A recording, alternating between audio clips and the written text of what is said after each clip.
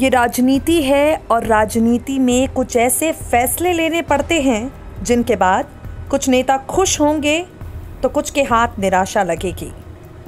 मुख्यमंत्री शिवराज सिंह चौहान द्वारा कैबिनेट के गठन के बीच लिया गया फैसला हर एक भारतीय जनता पार्टी के नेता को खुश करे, ये कतई ज़रूरी नहीं था।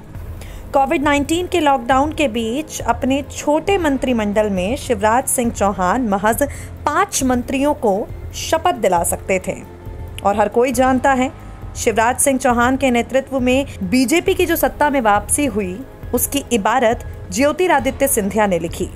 तो जाहिर सी बात है सिंधिया को निराश शिवराज सिंह चौहान कतई नहीं कर सकते थे। तो ऐसे में सिंधिया के बेहद करीबी रहे 2 मंत्रियों को इस मंत्रिमंडल में जगह दी गई, तुलसीराम सिलावट और गोविंद सिंह राजपूत। इन दोनों को कैबिनेट में जगह मिली और जिस नेता को खासा नाराजगी झेलनी पड़ी है वो हैं यशोधरा राजे सिंधिया। भारतीय जनता पार्टी की नेता यशोधरा राजे सिंधिया बीती सरकार में भी मंत्री रही हैं। ऐसे में उन्हें इस बार फिलहाल कैबिनेट में जगह नहीं मिली और उनके समर्थकों को ये बात काफ़ी ज़्यादा खटक रही है।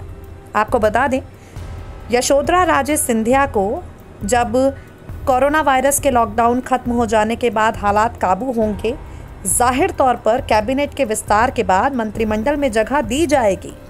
लेकिन फिलहाल उनके समर्थकों को ये बात ज़रा भी जच नहीं रही कि सिंधिया के समर्थक मंत्रियों को इस कैबिनेट में जगह दी गई और यशोधरा राजे सिंधिया को नहीं।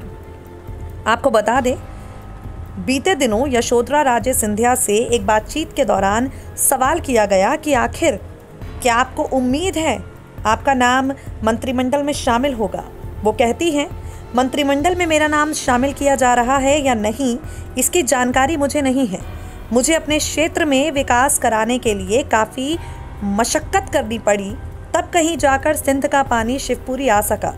पीपरसमा में नई मंडी बन गई। कैबिनेट में मेरा नाम है या नहीं इससे मुझे फ़र्क नहीं पड़ता।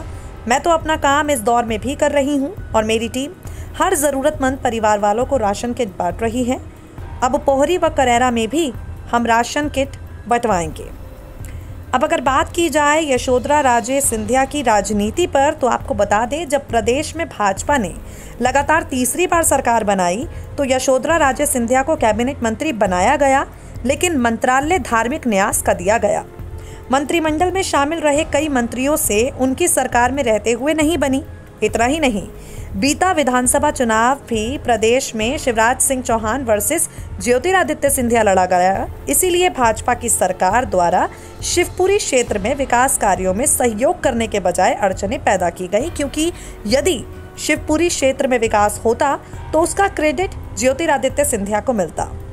राजनीतिक खींचतान के चलते यशोधरा राजे को अपनी ही सरकार में विरोध झेलना पड़ा है और अभी फिलहाल क्योंकि उन्हें इस छोटे